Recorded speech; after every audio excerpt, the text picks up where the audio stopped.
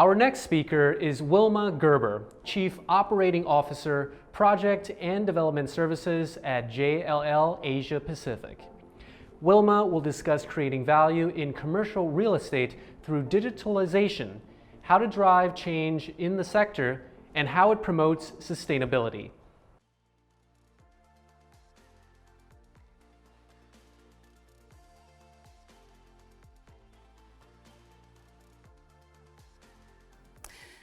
Building and construction are responsible for 39% of all carbon emissions in the world and 36% of all energy consumption.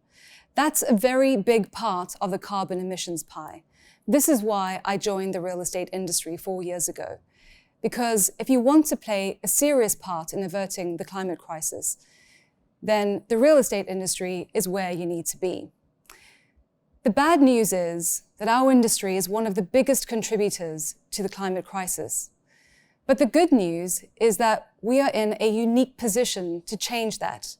We have a tremendous opportunity and an important responsibility to take action. What we need is a sustainability transformation of our industry. We're already on a digital transformation journey, and I think that technology is a big part of the solution to being more sustainable. So what are the opportunities to create value from digitalization? And how can this help us to reduce our carbon impact while also saving money? At JLL, I'm the COO for our project and development business in APAC, which covers construction, project management, and interior design. A big part of my day job is leading our digital transformation. What is digital transformation exactly? It's all about embedding digital technology into the business to enable new ways of working. Deploying digital technology is part of it, but the far bigger and more challenging part is changing the way we work, which comes down to process, culture, and human behavior. The reason digital transformations often fail is we spend 80% of our time and budget on what I call digital deployment, and only 20% on changing processes, culture, and human behavior. We need to flip that ratio because it's really hard to get the return on technology investment if we don't also change our behaviors and our mindset. Think about the technology as an expensive new sports car, but you only ever drive it at 30 miles an hour because you didn't remove the speed bumps in the road and develop new driving skills. You might as well have kept your old sedan. That's what I mean by deploying technology without transforming process, culture, and behavior. Before joining the real estate industry, I spent over 20 years in the telecoms and tech sectors. I started out in telecoms and initially developing mobile products, and I was there when mobile data started to take off, which dramatically transformed the telecoms industry. So I lived through that and experienced some of the mistakes firsthand, and this has been very useful experience to draw on as I've transitioned into the real estate industry. In 2009, I moved to Asia and I joined Cisco Systems. This gave me experience across a wide range of different technologies and clients across the APAC region. And this is where I learned that even with the best technology in the world, it's hard to deliver a successful digital transformation without cultural and behavioral change. And so I became very interested in behavioral economics and the role psychology plays in behavioral change. And this is why I'm so passionate about the human side of digital transformation. We want to see our transformation efforts pay off, but they won't pay off if we're too focused on the tech. So let's get into some examples of how to create value from technology. And what does that mean exactly? At a high level, the purpose of digital transformation is to improve business performance by increasing revenue and/or reducing cost. For example, if you're trying to create a better client experience, ultimately, that's about generating revenue. If you're automating a process, that's about improving speed and efficiency, which translates to cost savings. If you're reducing waste, that's also about cost savings. All of this is creating value, provided you deliver the real change, not just the tech. Tech alone does not equate to value. So the question is, how do you go about this? Where do you start? When I joined JLL 4 years ago, my first task was to get a snapshot of the current business. What were the key business processes and what technologies were already in place to enable these processes and functions? Was there any digitized data? And more importantly, what was the quality of the data? And even more important, what about the people? How open are they to digital and to change? Are they digitally savvy or not? So what was the outcome of that analysis? The good news was that most people at JLL were open to change and still are. But being from a construction background, some concepts like Agile were completely unfamiliar back then. The construction industry is the opposite of Agile. You design and then you build, in that order. With technology, we prefer an Agile approach. Design a bit, develop a bit, use it a bit, feedback, iterate, repeat, and continuously improve. So this required some cultural change. From a technology perspective, there were a few systems in place, but adoption was generally low. And there were many spreadsheets. Given all of this, the next step was to work out where to focus. This comes down to assessing where you can create the greatest value with the lowest effort. I can't stress that enough, the importance of prioritizing where to focus. One of the mistakes that is easy to make is trying to do too much at the same time. The problem with this is that you'll be too thinly spread. The human side of digital transformation needs empathy and creativity, and that takes time. When you're short on time because you're doing too much, empathy and creativity are the first to go. And you'll end up delivering a lot of shiny tech with no real value. This is why we spent a lot of time demystifying technology at JLL and making it safe to give feedback and say where you're struggling. If we want our people to use new technology and change their ways of working, we need to make it super easy. And with technology, that never happens on the first attempt. This is why we take an Agile approach. We need to keep going back, asking for feedback about how we can make things easier and identifying the blockers to the behavior change. And then we need creativity to work out how we need to adjust our approach to ultimately deliver the value. So as we work through our priorities at JLL, one of the opportunities was to digitize our project management processes.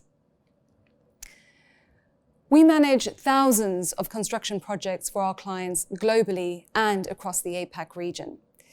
The old ways of managing projects would be to have your budget on a spreadsheet, documents on your hard drive, communication via email, project reporting in PowerPoints and Word documents, and so on. So everything was undigitized. Over the last 2 years, we've deployed a global project management platform. What this has meant is that now we have over 20,000 projects being managed in a single platform. This includes all of the budgets, the schedules, the risks, communication, documentation, and so on, all in one place. And so what does this mean in terms of behavior change? All our project managers had to completely change their way of working, and so did their managers. For example, managers need to carry out project reviews within the platform. And we also needed to change the way we share information with our clients. What value has this created? Aside from the productivity gains from reporting automation and business continuity, it allows us to aggregate all our project data. We can compare and benchmark project cost, schedules, and risks across 20,000 projects, and this is increasing every day. This helps us predict project costs and timelines more accurately and advise our clients. The other benefit is that our clients have real-time access to status of every one of their projects. This is particularly valuable to clients that have a portfolio of projects running at the same time. In the past, they would have needed to wait for a weekly project status report, which is not ideal if you need to make decisions in real time. And then they'd need to check different documents for different things. For example, check the risk register for the latest risks. Now it's all in one place and real time, which is great for our clients. We've also seen the benefit of having all of our projects digitized during this pandemic time. As I said, we're running thousands of projects for our clients in the APAC region. So it's impossible to keep track of things in a manual way. As we saw COVID spread from country to country, we had real-time view of construction site closures and risks as they were evolving every day. It's been a challenging time for businesses this year, and particularly tough to plan and manage a business with all the moving parts. The fact that we had our projects digitized meant that we were able to keep track of all the evolving situations in real time across many locations, and that really helped us to make good judgments in a period of uncertainty. I'm not really sure how we would have done that if we hadn't already digitized our project management processes. I guess we would have been sending a lot of emails and asking people to fill in spreadsheets every day, and then spending a lot of time aggregating those spreadsheets. Not a good use of valuable time in a crisis, particularly when health and safety was our greatest concern. Another example is procurement. We manage billions of dollars of procurement across more than 1,000 vendors on behalf of our clients. This has all been digitized in the last couple of years. So we can now tell at a touch of a button how vendor prices vary across different categories and which vendors are able to offer sustainable products. This is particularly important as most of our clients are telling us that they intend to increase their focus on sustainability. Supply chains represent a tremendous opportunity as we increase our focus on sustainability. If you want to create a responsible supply chain, the first step is to digitize your procurement processes. This will allow you to drive more purchasing towards sustainable products in a cost-effective way. So there are plenty more examples I can share. Over the last 4 years, we've essentially digitized all of our business processes in a phased and systematic way, which includes governance, it includes contract management, forecasting, resource planning, health and safety. And we're in the process of making all of our construction sites paperless. So that's some examples of the value we can create when digitizing business processes. What about technology for buildings? One of the obvious opportunities, although not new technology, is the use of BIM and digital twins to reduce construction waste by enabling a shift towards prefabricated modular construction. We've also seen an increase in client demand for building certifications, such as LEED and WELL, and we are deploying more sensor technology into buildings to manage energy efficiently. This is desperately needed if you consider that about 30% of the energy consumed by the built environment is wasted. HVAC is one of the largest consumers of energy, and we recently invested in a company which has developed HVAC motor technology, which can reduce energy consumption by 30%. So there are plenty of ways that technology can help us to become more sustainable, while also reducing cost. At JLL, we recently made a commitment to net zero carbon in operation for all assets under our direct control by 2030, and to advocate for all buildings to be net zero carbon in operation by 2050. We have 460 offices around the world, which we're making more efficient to achieve this target. We also manage about 5 billion square foot on behalf of our clients, many of whom are making the commitment to net zero carbon, and will be supporting them on their journey. You might be thinking, how much is all of this going to cost? Well, there are some investments needed, but we've calculated that the rate of return on that investment to be 16% over 5 years. So we have the technology and the numbers stack up. What else is standing in the way of shifting our industry to a more sustainable future? One of the challenges is just knowing where to start. Reflecting on our digital transformation journey, I think we can use a similar approach. Start with a snapshot of your current carbon footprint. Where are the greatest opportunities? And just start there. You don't need a grand plan. Just start with one initiative. And as you start, you'll develop what I call the transformation muscle. And as your initiatives create value, you'll build momentum.